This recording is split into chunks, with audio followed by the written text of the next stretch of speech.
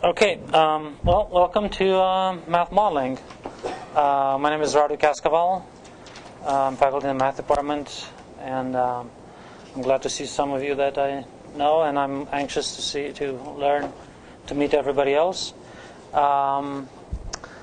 So, let's see. I'm going to start with a few things about the course, general things. And then hopefully quickly start talking about what math modeling is and how do we why do we learn it. I have a website that I'm going to post everything pertinent to the course. There's also going to be a lecture archive, so the video of the course, as well as the notes. So hopefully you're going to have everything in your hands and to succeed. I want to say a few words about the syllabus.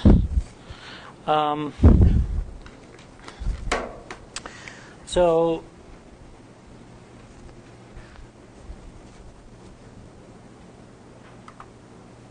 everybody got a copy.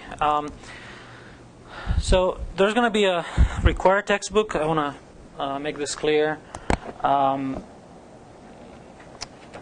is the third edition of Mearshart.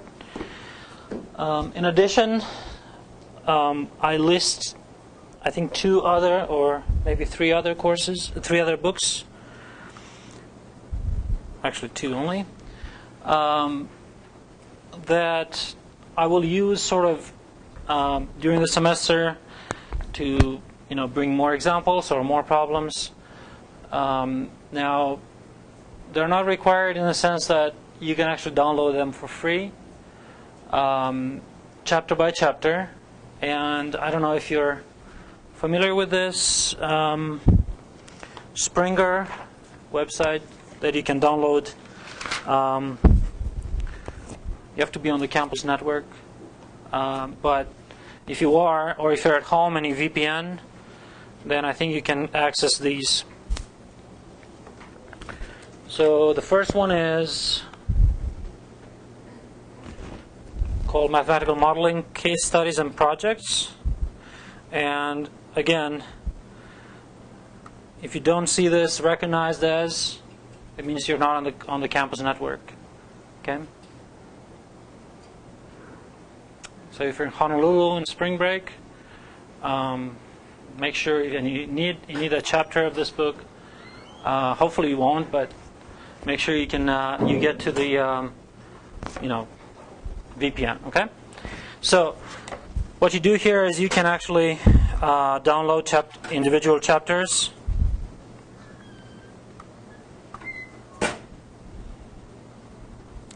So for instance, and one thing that I should say is that you shouldn't rush immediately and download everything, because I think this is here to stay for the semester. But regardless, you can go and kind of browse. We're going to start talking today about optimization problems, but these problems do not actually apply yet, so we're not going to use it. But I just wanted to show you. You can download these. And I don't know why this happens, but because my browser doesn't like this.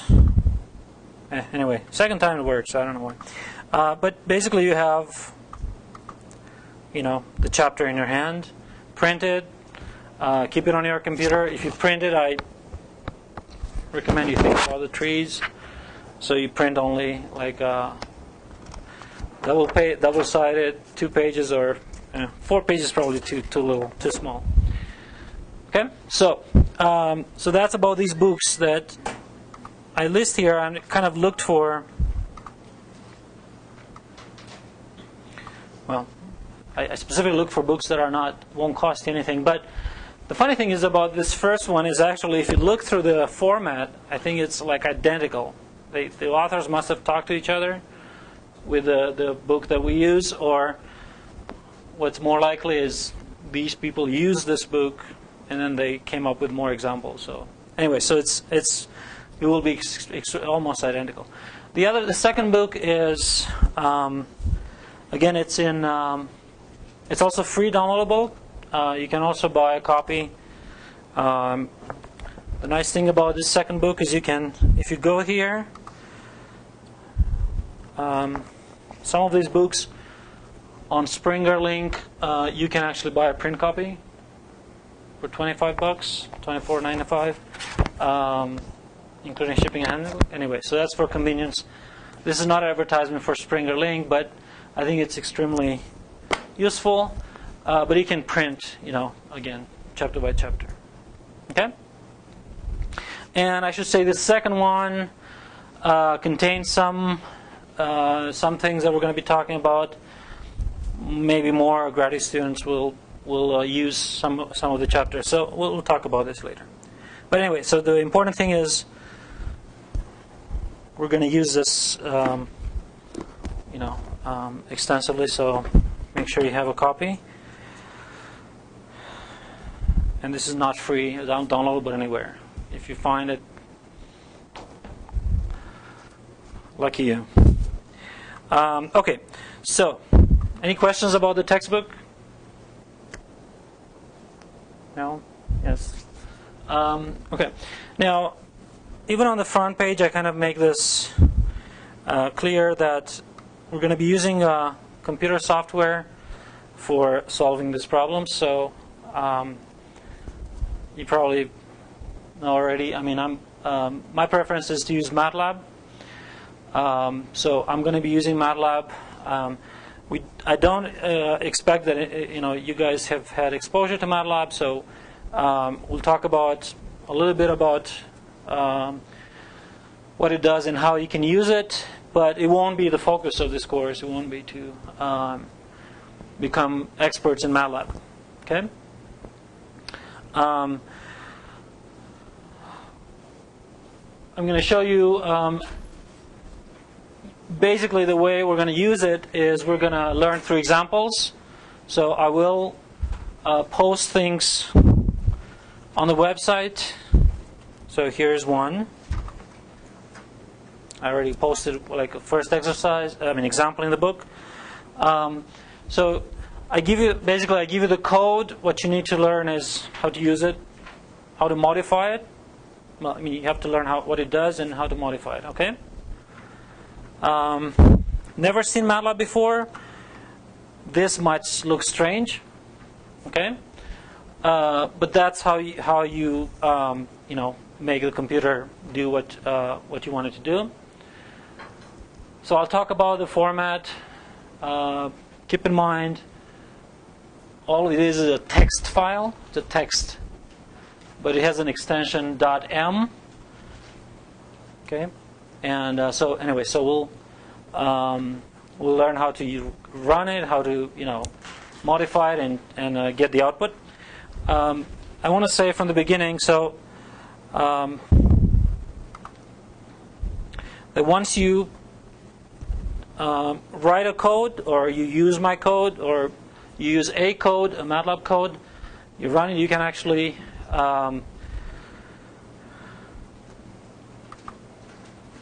write a report, or you can write the code in a way that it gives you a report. So a report is in HTML format, or it can, then you can PDF it or whatever. But that's sort of how I will expect the part of the homework to be turned in. Okay. And again, it will be really quick to explain these things. So I just wanted to show you.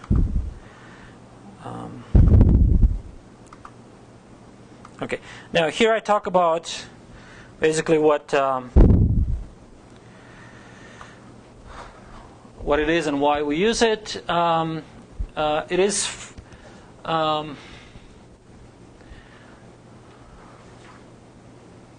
is available for free in the computer labs. In fact, I think in all throughout campus now we have a site license, so it should be installed in the library when the new computers come, which should be convenient. You can also access it remotely. How many of you have heard of remote access to? Okay, so if you have not, there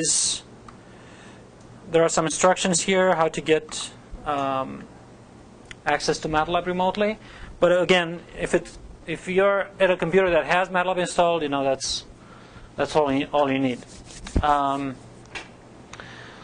Well, for convenience, if you need it at home, you can purchase it, or on your laptops, you can purchase a student version. But for most part, you can do it remotely, or well,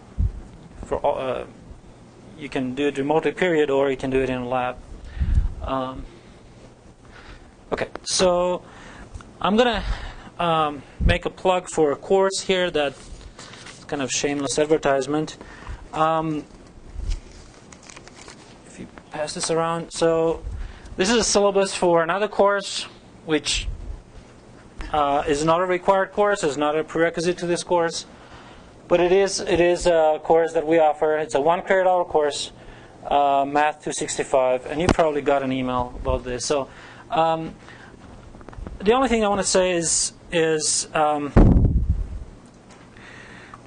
got a quote from a student that took it last year together, at the same time as Math448, and that's what it is. So if I could read it, it says, "I found the MATLAB course invaluable in taking modeling.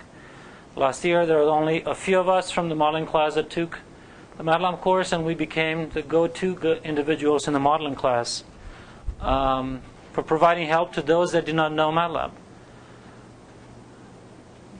Mathematical modeling is beep, and I would highly recommend it that if a student does not know MATLAB, they take Math448. The fact that it's a challenging course, this is a personal opinion, so well, everything is a opinion of this particular student, and but there is sort of a truth to this, and I wanted to mention it here, is that if you have never seen MATLAB, or if maybe you've seen it but you'd really like something, thank you, more systematic, we offer this course, and it is shortly before this class. So anyway, end of advertisement. Regardless, I think the point that I want to make, sort of from the beginning, is this class may not be how you've done calculus, or if you've done ODEs, differential equations, or linear algebra, or whatnot, because it really requires that you use a computer. I mean, you cannot just sit with a pen and pencil and pen and paper and expect to do it. Okay, so if you're very proficient, maybe in a different language, you can and say, I'm totally against this software. Okay, maybe you can go by the first few assignments, but then it gets to a point where what I show you in MATLAB may not be easily doable in another language. Okay, and then it becomes kind of difficult to communicate with each other, and that's or maybe at some point you decide, oh, I can use 3 of them at the same time. That's fine. That's fine. But the point is, you want to make sure that you can communicate the outcome of your work to me, and I cannot use 5 different languages to explain the same concept. Okay. The book actually does somehow. If you read through the book, it has an example in Mathematica, an example in Maple, and then an example in whatnot, something derived, which I honestly don't know much about it. Okay, you will very soon. I mean, unless you're proficient in all of them, you'll soon realize that, okay, well, now what am I using to solve a problem? Okay. So please keep that in mind. If you have doubts, and feel free to come talk to me or about this aspect of the course. Okay. It's not like you sit somewhere and you take a derivative and set it equal to 0 and you get the answer. Or use your graphing calculator for this. Okay. Now that being said, the choice that I made for MATLAB is because MATLAB is sort of the standard software or language in this field. Okay, it has evolved over the years. It was sort of started by mathematicians, then the engineers picked it up and they developed it a lot. And in the past 10 years, it came back with a lot of capabilities that we need, as in mathematics. One of them being symbolic computations. Okay, so we'll talk about those. But MATLAB is primarily used for numerical computations, that is, with numbers, rather than with symbols. Okay, so that kind of distinguishes different computer algebra systems. Is it really powerful in the symbolic computation world? By symbolic, I mean, what's the derivative of x squared? Well, a symbolic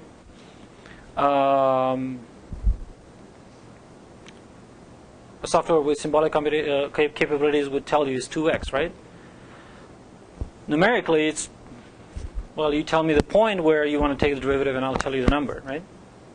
So it just takes a little bit of, it makes this distinction. And for most of what we need is numerical computations are essential. Certainly symbolic are useful too. So anyway, so that's sort of reason behind MATLAB. Don't just say anything else. So you have everything printed there. One thing on the home page here, I made a link to a MATLAB resource page, which lists a bunch of things you can explore. You can do everything nowadays. Pretty much, you can find lots of resources, free resources on the web. There are whole books. There are 2 books by actually the inventor of MATLAB that he made available online. Lots of codes. The best way to learn MATLAB is look at the code, see what it does, modify it. Okay. Use the help. So I'll show you in a second. Okay, so there are a bunch of tutorials. Maybe one that I found, again, the best way to learn is take the Math 265. Okay, you'll hear me say this this first 2 weeks a lot, but short of that, there are lots of them. MathWorks, who's the company behind MATLAB, has a list of tons of tutorials, tons of video. I don't know how efficient they are. Certainly, it depends on the personal taste, personal learning style. You can take advantage of one or the other. But the one I found kind of useful is almost like a cheat sheet. I must say that no single tutorial will actually cover what you need. Okay, that is to say, if you've done it, you invested the time, you spent an hour, 2, 3, go through what the tutorial says, and then yes, I know it, right? So every time you kind of run into a math problem and you need to use something, there's probably something you need to learn about the computer, a function or some. Okay, but just to give you this example, is it goes through sort of how to start, how to operate with MATLAB and other things. I will show you a little bit of this myself without a formal tutorial. But again, if you need, we actually have, even the UCCS website has a few tutorials down here. The web is full of tutorials. I wouldn't recommend that you go and start hunting for the one that works for you. I mean, to spend days and days and then get frustrated. There is a huge resource this semester. A MATLAB tutor, his name is Terry Spence. You might have known him, graduate student. He will be available 9 to 1 every day, actually. So if you need questions about MATLAB, and assuming he's available, he'll answer them to you. I was thinking to actually block a few hours of his time just to, so you have sort of priority, but it's up to you. I mean, you're the drivers. I would say see how it works. If you need, if he's extremely busy with other things, maybe we can block some of his time. But okay.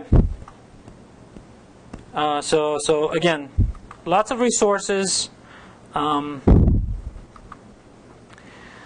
In the end of the day, halfway in the course, I just tell you this from experience of other students, is if you feel like, oh my gosh, it takes me, 50 hours a week to just do things in this course, something's not right. Okay, we're not. As I said, I will give you the kind of the sample codes. I'll give you the, the codes that solve the problems we're talking about. Maybe in your homework you're going to have something change, something slightly different. You can, you should be able to just modify it and do it and report and go forward. Okay. The goal here is not to learn everything in MATLAB. Okay. And again, I'm repeating myself, but the goal is to solve math problems and math modeling problems and use it at some stage in that process. Use MATLAB in that process. Okay. Did I miss anything? I will post the homework here. So the first homework, I say it's due. It's going to be due a week from today. So that means we have to start talking about something fairly soon in chapter 1. So, and I mentioned the exams. So there's going to be a midterm and a final. So that's and the graduate students, I think, will have some sort of project on top of that. So I think it's all in the syllabus. The lectures are going to be available on the website here. If you're not familiar with this, first time you visit the lecture page, you might be asked to do something, but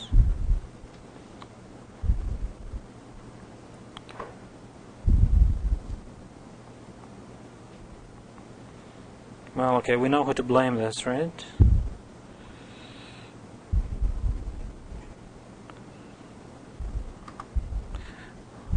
Anyway, you're probably familiar about the video archive page, and it should be also on iTunes. So, anybody knows iTunes? If you We actually put lessons on our iPad. yeah, you can play with me. Just no, but the point is that you can subscribe to the feed, sort of, so you get it downloads automatically on the computer. It's not perfect, but anyway.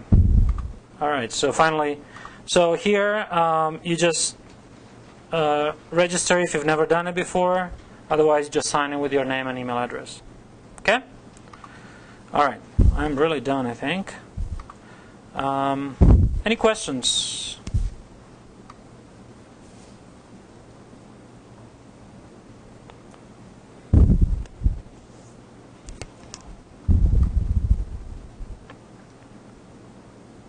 Yes, no, none.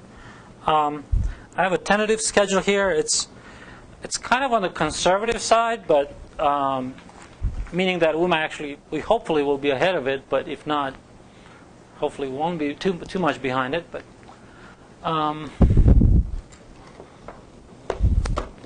the important thing is to almost forget about that print copy of the syllabus and always refer to the website. Okay? So during the semester. Okay. All right. So let's. No questions? Can we go in the computer in class if we have that on it? Sure. Yeah, it's as long as you don't do other things with it, that's fine. Yeah. Any other questions? Yeah.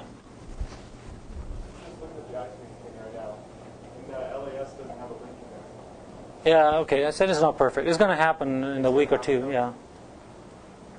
So if we do go faster than this, would you move the midterm, or is that set with that?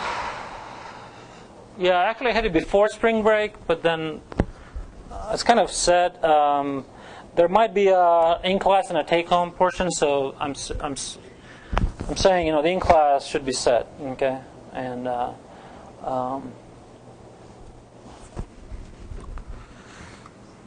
so don't plan on not coming back from spring break. Okay. Anything else? Yeah. Considering this is undergraduate and graduate level, what's the difference in work, like homework, projects, tests? Homework is the same. So there's going to be a project that the grad students will have to do. And I did not, I talked about it in the syllabus. I haven't given the details yet. I will talk about this in the next 2 weeks. Okay, yeah. If we go ahead and do the project, will we get credit for the graduate level class? Oh, I don't think so. Okay. I think you have to be enrolled in, Okay. yeah. But yeah, you're welcome to. So again, this is okay. So let me start talking about a little bit about the nature of this course, and then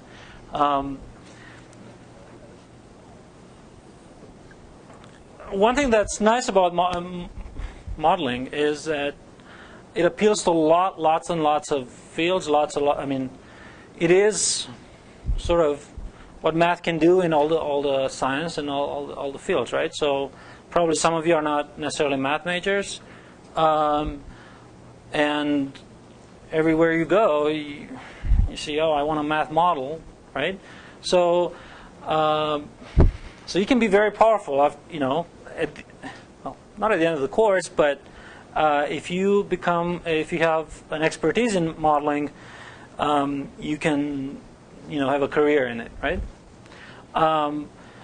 Now, a course is not going to give you the full expertise, right?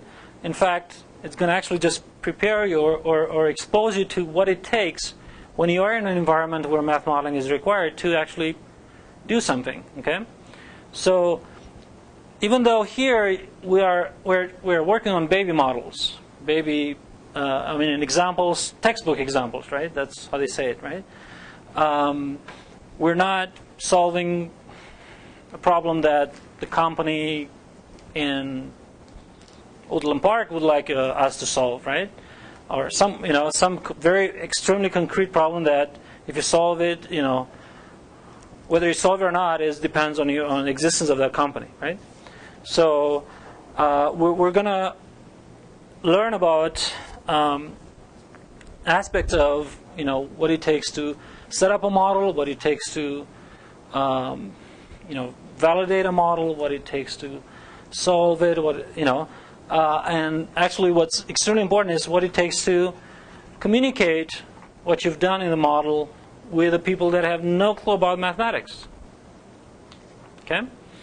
So those are sort of the main goals. The examples we're going to cover, I mean, are by no means exhaustive. So these other two kind of resources that I gave, these two other books, just complement, add to those list of examples. But even those are not going to be comprehensive. So if you have an interest in some whatever, right?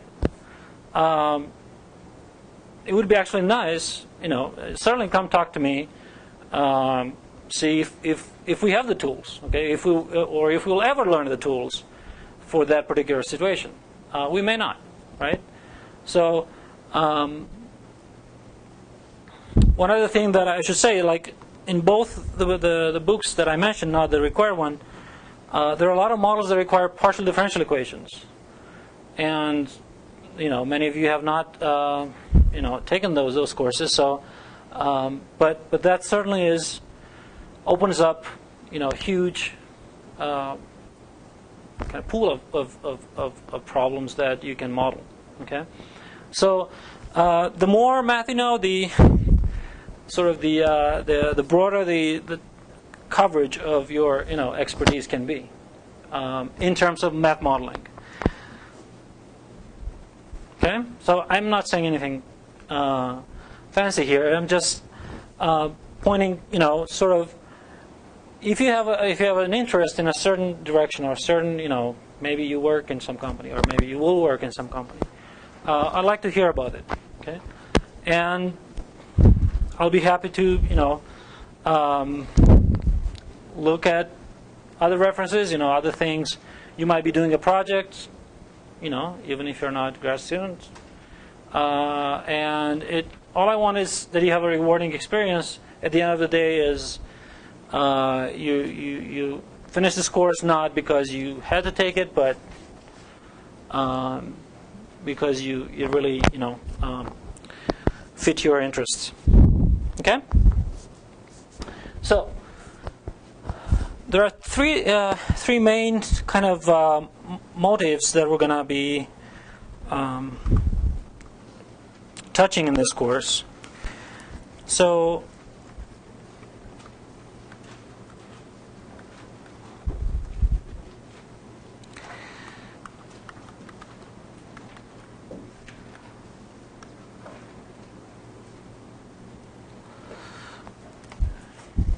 sorry for my handwriting, but it's going to get better hopefully.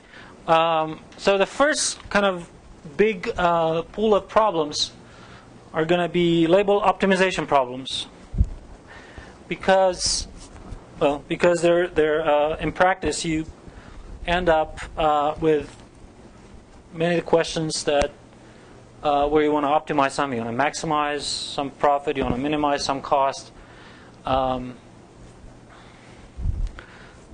There are things going on in different fields. In all the fields, you can actually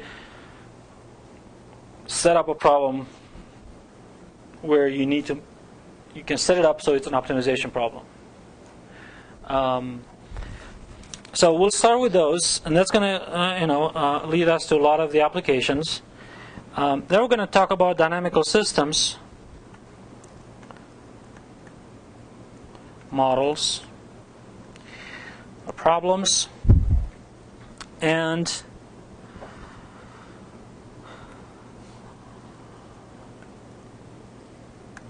as a subset sort of those, we're going to be talking about control problems.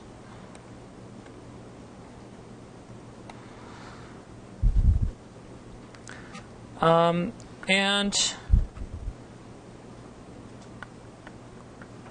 sort of the last one, sorry for the, it's actually here. The last kind of class would be probability models.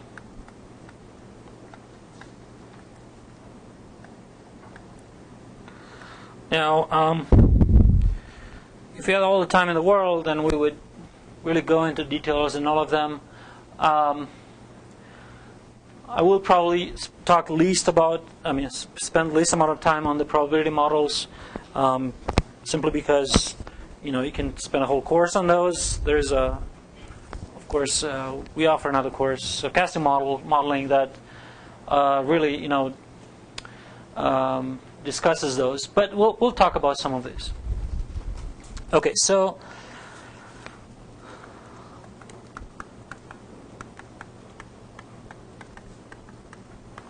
and by the way, I should say, I like when the class is very quiet. But if you really have, if you have any questions, just don't be shy. Just interrupt and ask, because then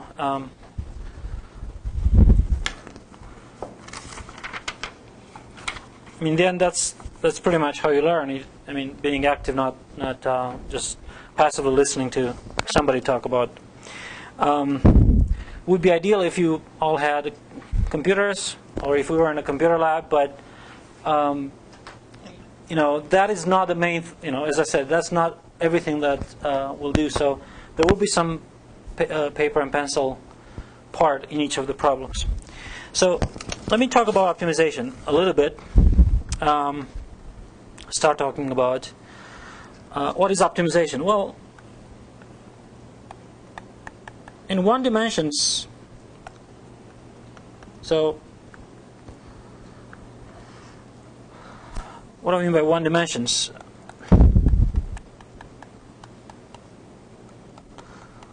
Basically, I mean that I'm looking at a function, some variable that depends on another variable, right? Just one. One variable, real numbers, x, and I have a function that depends on that x. And what I want is I want to maximize that, right? I want to find the maximum. So this is y equals f of x. Okay. Then you graph it and you look at it and say, oh, I see the maximum. That's the maximum, right? Well, sort of. In practice, what do you typically what you do is you have, you don't just have a function. That's not the starting point, right? The first part of the problem is find the function that, has an expression that you can deal with, right? Well, graphing may not be too difficult once you have that function, right? But graphing is not the end of it, because you may have a maximum that you don't really see on a graph, right? It could be, the scale could be so huge that you may not see a maximum, or you may see lots of maximum, and so forth. So, of course, theoretically on paper, what do?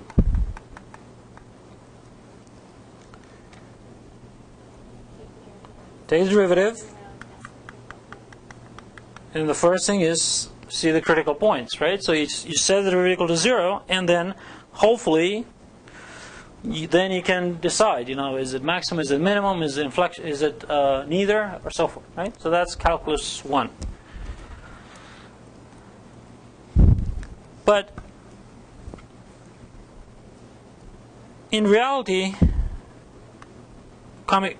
problems coming from, or functions coming from models, from mathematical models of a realistic problem, is taking the derivative may be impossible, right? Let's say you're lucky that you have a function that you can just write down very symbolically. Then, okay, maybe you can take the derivative. The next hurdle is finding the solution of f prime equals 0, right? That's not always possible to explicit it, right? So you really need a computer for every single step of this, and you have to deal with these situations where you may not get an exact answer for each, right? So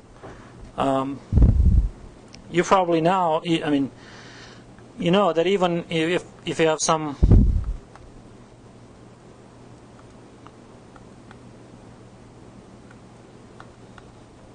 I don't know, some function like this, I don't know if this is a maximum or not, but I don't know, let me put a minus here or something, then the derivative, so this is in the case where you have the function, you can take the derivative by hand, but now you are facing the task of setting this equal to 0, right? And what do? You need a calculator, right? Okay, so you can do this with a graphing calculator. No big deal. But because of the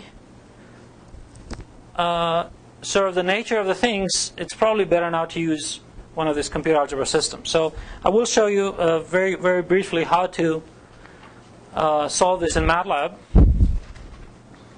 And then we're going to move to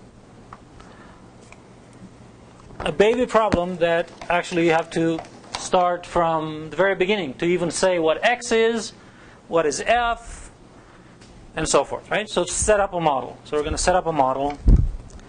Let me just open MATLAB since I've talked so much about it. Show you really quick how to use this, to solve this. Now I do have it locally on my machine, but if I don't have it on my local machine, I can remote desktop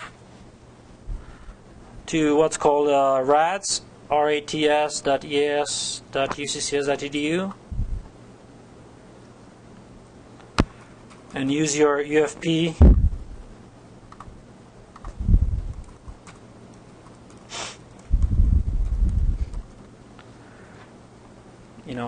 Credentials, and what you do is you just go on this remote machine that you have access to lots of software, not just MATLAB. There's lots of software. Okay. I don't know how long it's going to take, but anyway, so I have access to I get MATLAB, and I've never seen it before. And what you're probably going to see in first time you open it is kind of cluttered, have all this kind of stuff, right? So for the most part, I'm not going to be using the folder. I'm not going to be using the command history. Let me leave this what's called a workspace. So I have these two windows which I can play with. I have some garbage there. I'm just going to clear it. CLC clears it. Okay, so this is how you start fresh. Okay? So I simply want to solve that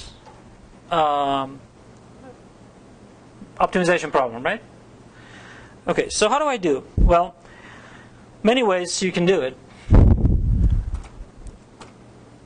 But the one way I want to start with is do it symbolically. Okay, remember that's not the strength of MATLAB.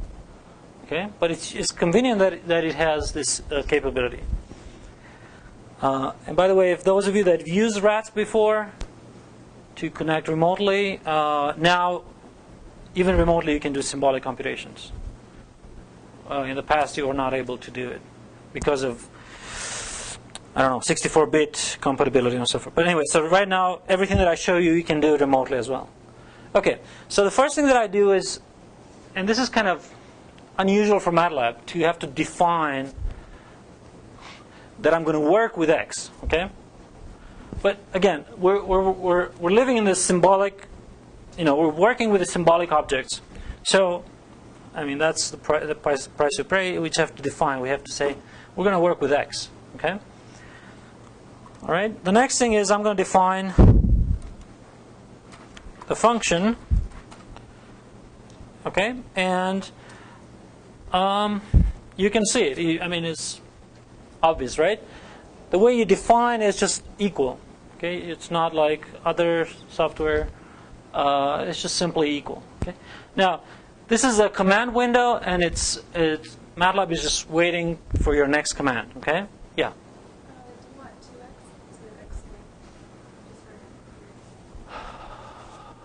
Is that what it was?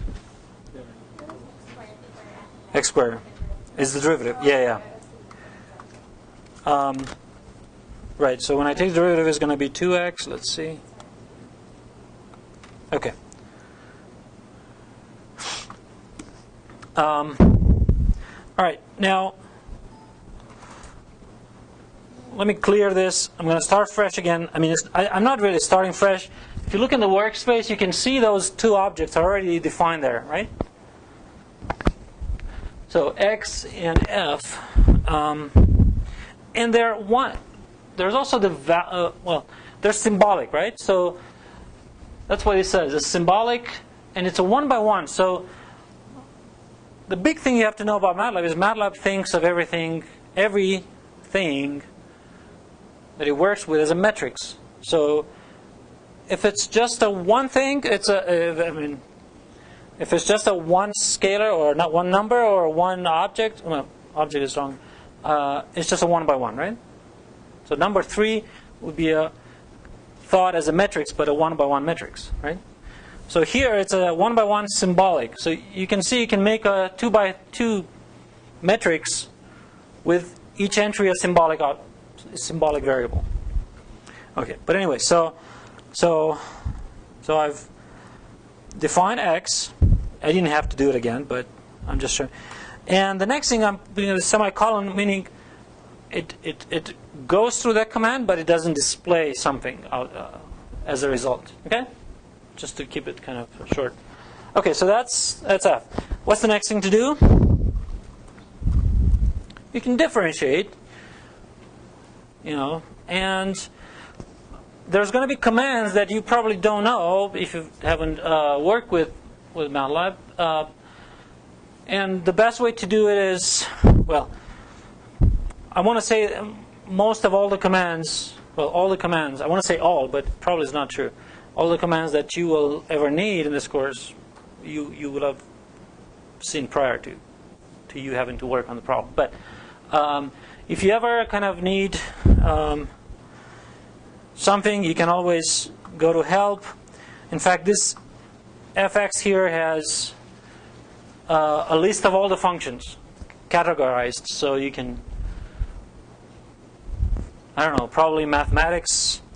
Actually, yeah, you can go mathematics, or you can go to, one thing I should say here is one peculiar feature of MATLAB is it has a core set of functions, and then it has functions that are very specialized for, let's say, control systems or image processing, right? So each of these has very specialized set of functions. Now, the one where you have symbolic capability is called Symbolic Math Toolbox. So if you don't have this listed, you cannot do symbolic computations, and you would get an error when you type SYMS. Okay? So we should be able to get to all those through RAPs? Yes, now. Okay. Which is a big.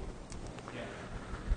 Okay. So anyway, I don't want to go through much of this. I just want to show you, how it works, and so you can find things like that there.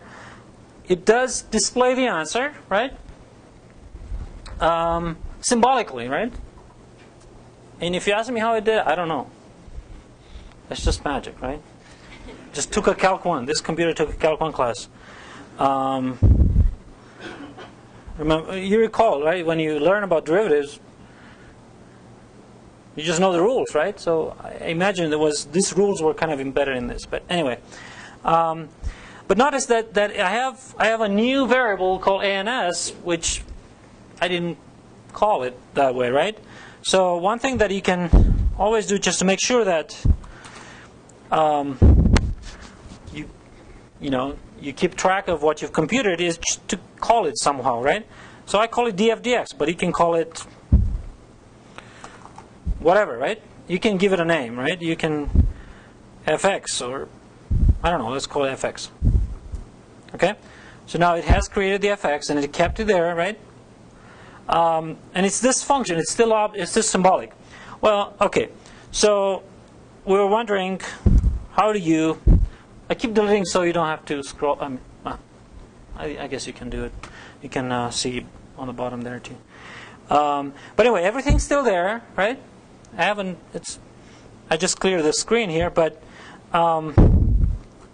so let me plot this function. Easy plot fx. Okay, so I'm just showing you the real basic basic commands. Sorry if you're familiar with this. But, all right, so now you see it.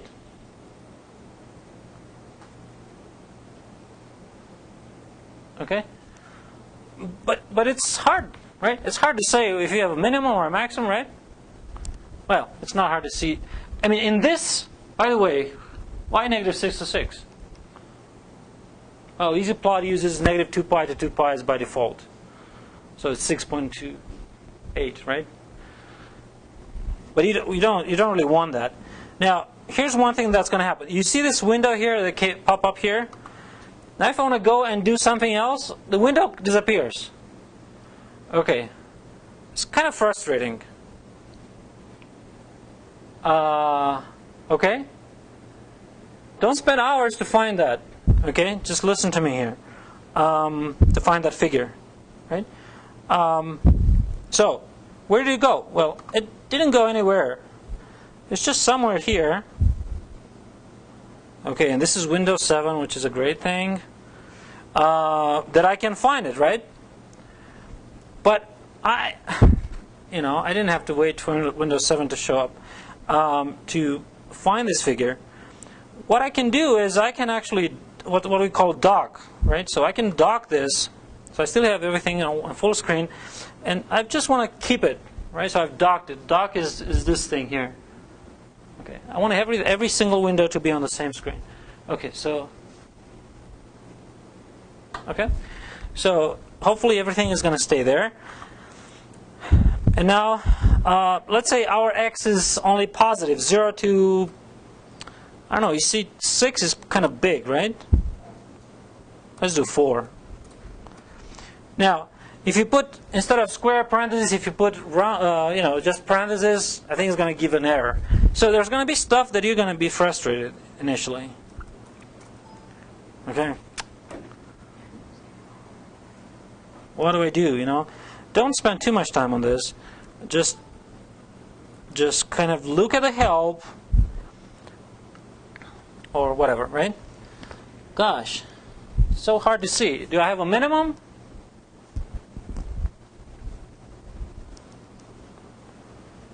Well, I have to go. Well, I can see that between 0 and 1, if there is a minimum, that's going to be the minimum, right? Hey, and there's the minimum, right? I have to say I'm very lucky because I just picked that at random. But okay, so it's a big issue here. How do you get to the thing that you want to conclude, right? Well, plotting has a lot of limitations. Okay, because you don't know what the window size should be and so forth. Okay, and this is an easy example. We're doing the Calc 1 stuff. Okay, so we have not a maximum but a minimum. Okay, so well. Oh, thank you so much.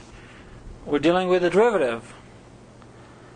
I'm not plotting. Yeah, I'm plotting the derivative.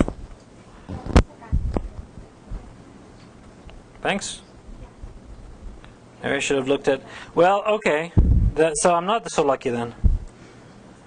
Let's go back. Okay. All right. So what should I do?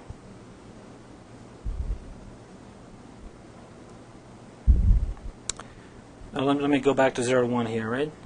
Well, so I'm not looking at a maximum, thank you. But I'm looking at what? Zeros of this function. All right.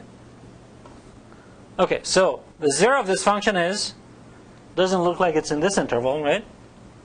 Doesn't look, but it looks like there is somewhere. That's the other thing. You should keep things into perspective, right? Don't change the problem. I've changed the problem, right? I was looking at other things, right? I'm looking at the maximum or minimum of the function. So I'm looking at zeros as the derivative. Okay, so, well, being a cubic function, I know there is a 0, right? Okay, so that wasn't random, but where the 0 is still not very clear, right? So I have to ask the computer how this.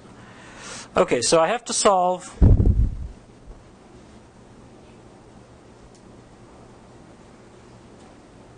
fx equals 0. And what do you know about cubic functions?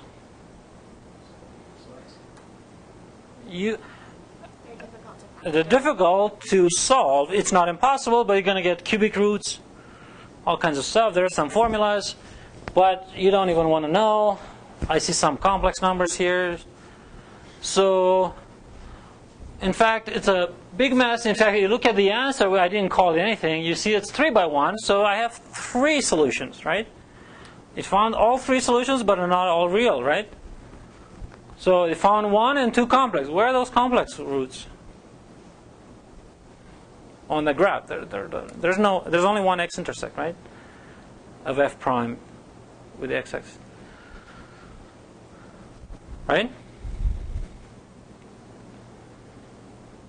See, it's not easy. Well, okay. But first of all, let me give it a name here. X crit. I don't know. X. This is believe it or not, this becomes challenging. Should you call something? X critical, whatever. Okay. All right. Well, now at least I don't have that A and S, but I have this. It's too long. I should have called something small, shorter. But anyway. Now here's where MATLAB comes comes in handy, is you can actually, of course, see the same, but in a better way, right? Not symbolically. This is almost like it's a symbolic. You could almost see the square roots or something, right? I think you can. Well, you don't see them here, but you can. Well, okay. Well, I just want to see the solutions. So I use this double command, double. And it converts. You see the answer now. It's something you can visualize, right? Almost -1, but not quite. This double command. Does anybody know what it does?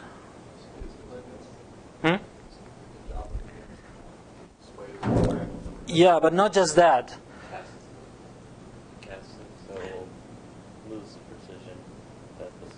Right, double precision. But the one thing that everybody has to understand is we were doing our computation in the symbolic world, right? Double brings it into the numerical world, okay?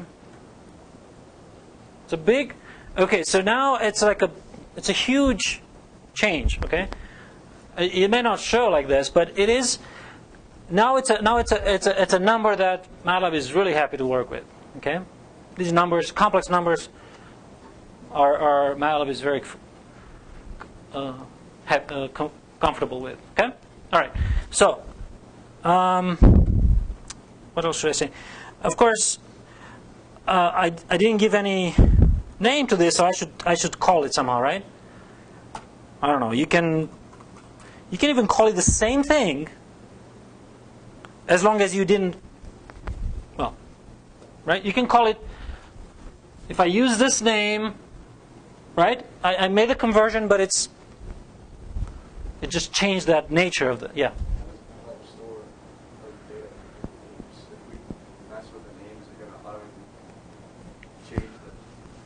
Right. So yeah. So that's a computer science question, and I only know a little, but I know that the variables that are stored, so the things that are in this workspace, have some memory allocated, right?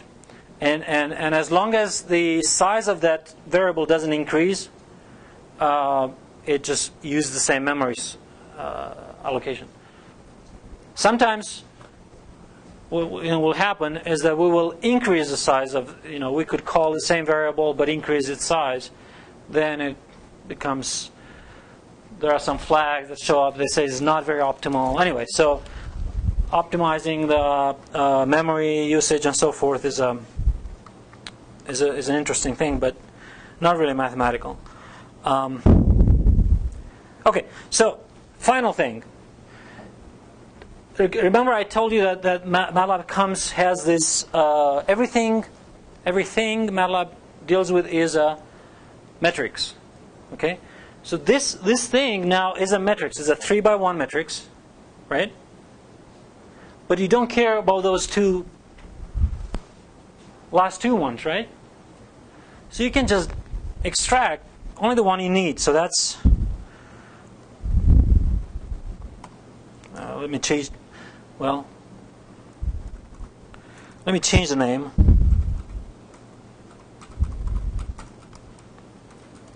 And you extract it by saying, by putting this in parentheses, is a one, the first entry in that matrix, right? Well, the matrix is 3x1, so it's clear what the first entry is that, right? If it were a 2x2 matrix, you would better say it's a first row, first column, right? But here it doesn't make any difference, right? So you've, and give it a different name. Of course you could, doesn't matter.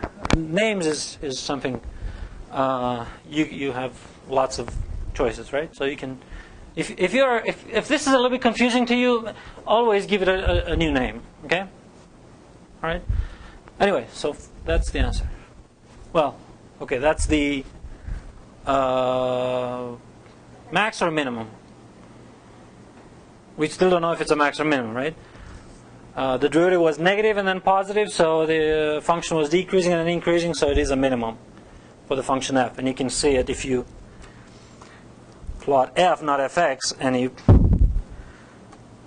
minus 1, 1, let's say. So it's right here, right? Right on here. Right? Okay. All right, so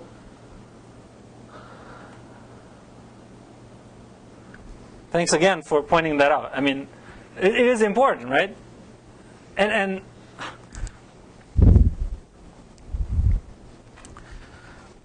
if you do this in your homework, I'll say, don't do it. So don't. I'll say it now. Don't. Every time you have to keep things in perspective.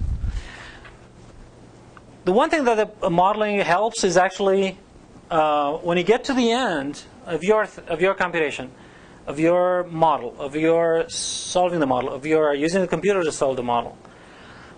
You have to translate everything into words and say, again, tell your brother or sister, mother or father, somebody that has, scared of math, say what you've found, okay? And that's a check that helps you catch, hopefully, most of this, possible errors that are done in the process. Okay? Let's. Well, let me say two more things before I close this. Is this way of doing business with MATLAB is not efficient because it is a sequential. It asks for a command at a time, right? And yes, you can go back and recall a command, but that's not very efficient. Most efficient is to use what's called a script. Okay? And notice that I've opened what's called an editor. And in this editor, you can actually, and now it's gone, right? Where'd it go? Windows 7 is good. I found it, so now before I lose it again, I'm going to dock it. Now, it went above the figure. I don't really like that. I want that to be like a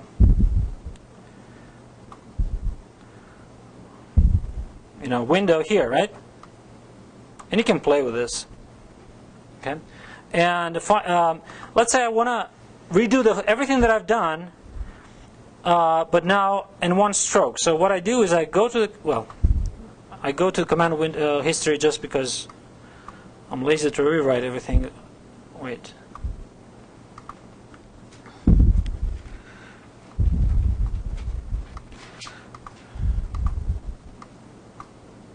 Okay.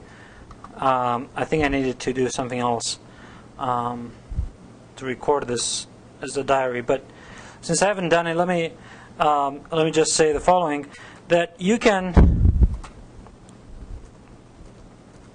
Oh, that's another thing. You can click this little thing here. So this is not undocking. Well, this is undocking, right? This just takes it as a separate window, which you may lose again. So instead of undocking, you can do maximize the error. So it just kind of goes on top of everything else, but it's not undocked, right? You can put it back in and find the other. Okay, so I just want to focus on this for now. So what did I say? F was x4 minus x squared plus x. Fx was the derivative of f. By the way, derivative you don't have in this case to say is with respect to x, but some other times will be useful. And last thing is solve xc solve f. No, x, right? Fx, right? Remember? Yeah. Can you like embed solve fx so that you can just cut the command, just start like xc equals the numerical version of solve fx? You know, you may be able to in the newer versions. I don't know the answer. The point is we're not really doing the most efficient coding. Okay. We just want to do some coding that gives us the answer. Then we can. That's a separate process, right? Optimizing the code itself, right?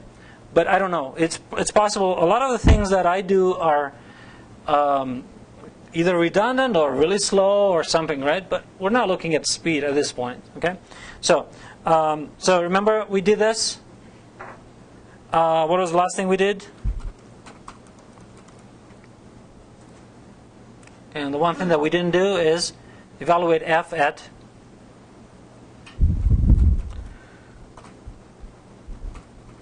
this value, right? And this is going to be f min. Well, it's of course the minimum in whatever interval it is, right? So now you have this nothing but what's called a text file that you just wrote, right? I wrote it fairly quick. How did I know to write all of this? Well, I've kind of went one step and I saw what it does, right? So if you, right? If the first time you write it, you're not going to know how to do this. So what you going to do? Well, I'll tell you. Huh? Practice. I mean, experiment. Okay. So let me just do this. Well, you can run this thing. If it wasn't saved, it will ask you to save. So let's save it as the first one. It has to be .m to be recognized. Oh, already exists. I don't care. Okay. So now it not only saved, but it also run, but nothing happened. Well, because I wasn't watching the command window. So that was just a focus on that. But of course, you can do it here, and it gave the value, right? In fact, let me do it again. So I'm going to clear this. I'm going to run this, and you see the answer, right? Now you only see this because everything else was commented out, not commented out, but suppressed. The display was suppressed, right? Okay. Of course, you can do and see every single thing, but then it's going to be painful. But okay, so then you have to kind of scroll up and down, but right. So that's not. And I think you can Control Z to undo things. Okay, so it is a text editor, nothing else. Okay, which is good because you're going to go and take my codes or any codes. So look, I didn't. We're going to talk about this problem, specific problem in class, but if you have no idea what it is, but you want to see what it does, you just copy this text, right? There's no special formatting, just text, right? and you're going to open a new one, paste it here. Yeah, you can save it and then run it. Let's save it pig 1. So we're talking about some pigs here, which is kind of funny, but that's the first example. And then you run it, right? So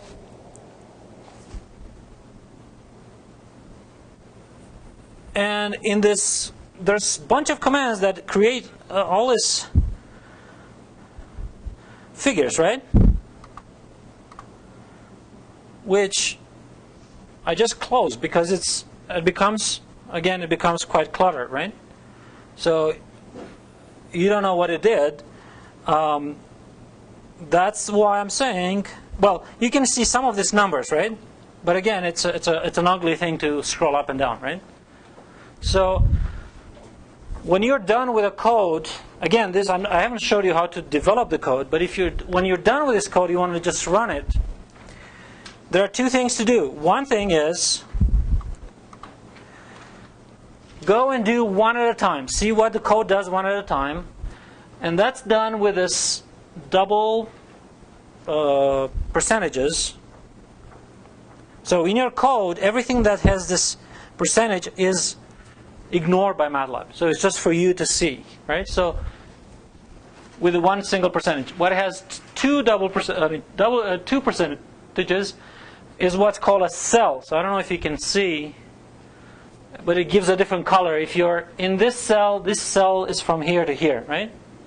And you can run it one at a time. And that's done up here, if you can see my cursor.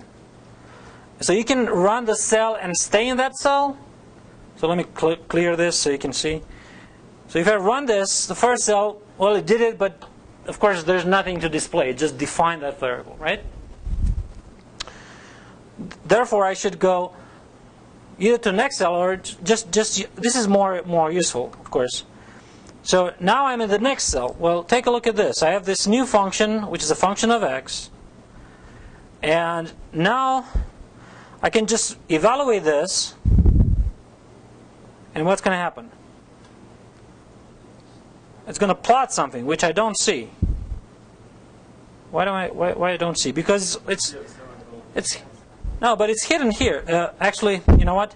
Semicolon for plotting doesn't have any effect. Oh, okay. Yeah, but it was somewhere in a figure that in a place where I couldn't see it, right?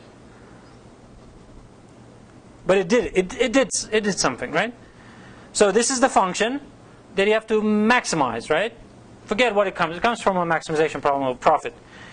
But now I can go forward and see. Well, the next thing is find the maximum, find the derivative, but don't show me the derivative, right?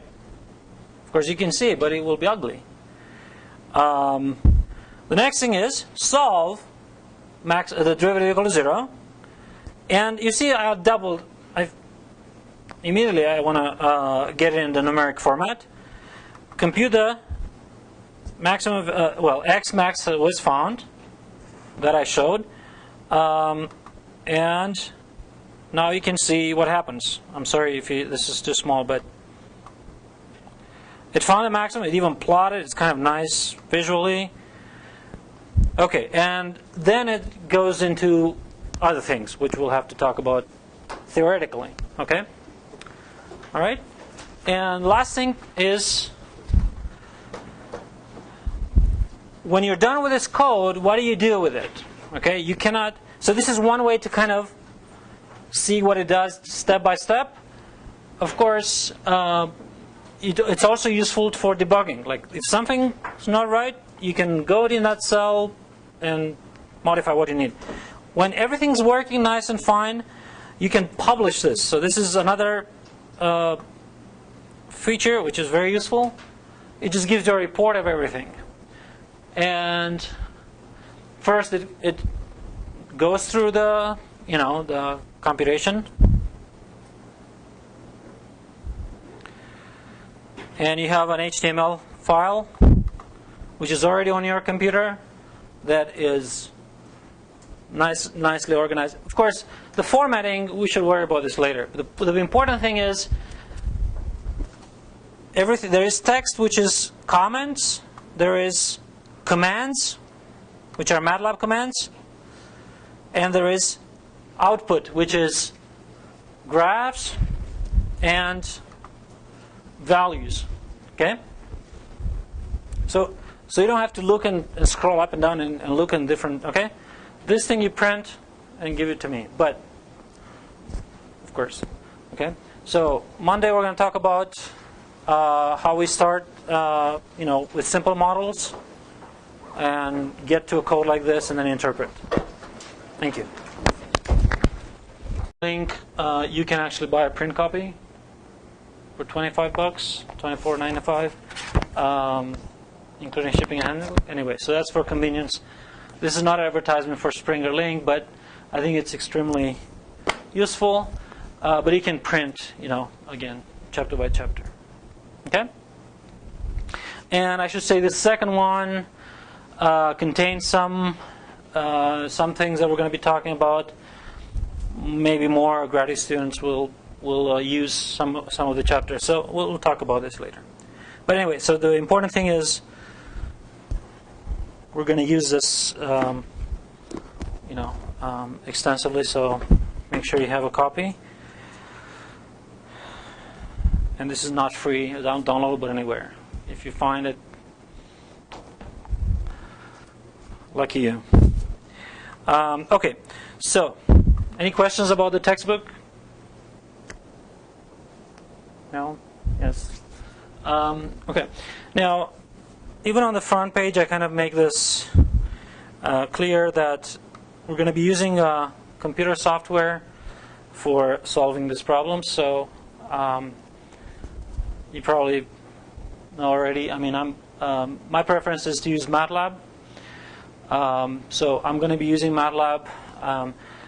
I don't expect that you guys have had exposure to MATLAB. So we'll talk about a little bit about what it does and how you can use it. But it won't be the focus of this course. It won't be to become experts in MATLAB. Okay. I think 2 other or maybe 3 other courses, 3 other books, actually 2 only, that I will use sort of during the semester to bring more examples or more problems. Now, they're not required in the sense that you can actually download them for free, chapter by chapter.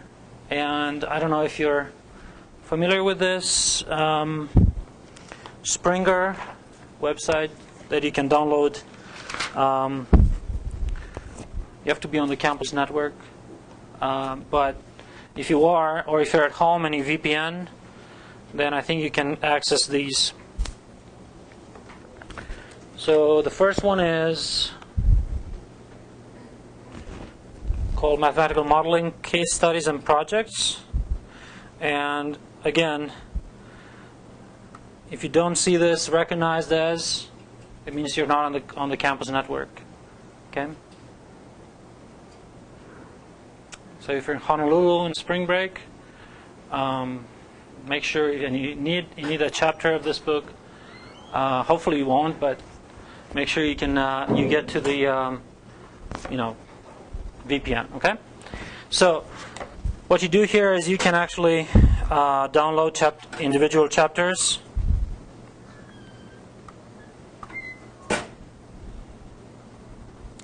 So for instance, and one thing that I should say is that you shouldn't rush immediately and download everything, because I think this is here to stay for the semester. But regardless, you can go and kind of browse. We're going to start talking today about optimization problems, but these problems do not actually apply yet, so we're not going to use it. But I just wanted to show you. You can download these. And I don't know why this happens, but because my browser doesn't like this. Anyway, second time it works. I don't know why. But basically, you have, the chapter in your hand, print it, keep it on your computer. If you print it, I recommend you think about the trees. So you print only like double-sided, 2 pages, or 4 pages probably too little, too small. Okay, so that's about these books that I list here. I kind of looked for. Well, I specifically look for books that won't cost you anything. But the funny thing is about this first one is actually, if you look through the format, I think it's like identical. The authors must have talked to each other with the book that we use, or what's more likely is these people used this book and then they came up with more examples. So anyway, so it will be almost identical. The second book is again, it's also free downloadable. You can also buy a copy. The nice thing about this second book is if you go here, some of these books on Springer. Okay, well, welcome to Math Modeling. My name is Radu Kaskaval. I'm faculty in the Math department, and I'm glad to see some of you that I know, and I'm anxious to learn, to meet everybody else. So, let's see. I'm going to start with a few things about the course, general things, and then hopefully quickly start talking about what math modeling is, and how do we why do we learn it. I have a website that I'm going to post everything pertinent to the course. There's also going to be a lecture archive, so the video of the course, as well as the notes. So hopefully you're going to have everything in your hands and to succeed. I want to say a few words about the syllabus.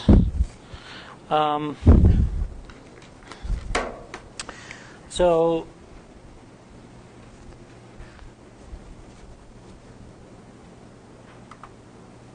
everybody got a copy. So there's going to be a required textbook. I want to make this clear. That is the 3rd edition of Mearshart. In addition, I list. I'm going to show you. Basically, the way we're going to use it is we're going to learn through examples. So I will post things on the website. So here's one. I already posted like a first example in the book. So I give you the code. What you need to learn is how to use it, how to modify it. Well, you have to learn what it does and how to modify it. Okay. Never seen MATLAB before. This might look strange, okay? But that's how you make the computer do what you want it to do. So I'll talk about the format. Keep in mind, all it is a text file. It's a text, but it has an extension .m. Okay. And so anyway, so we'll learn how to run it, how to modify it, and get the output. I want to say from the beginning, so that once you write a code, or you use my code, or you use a code, a MATLAB code, you run it, you can actually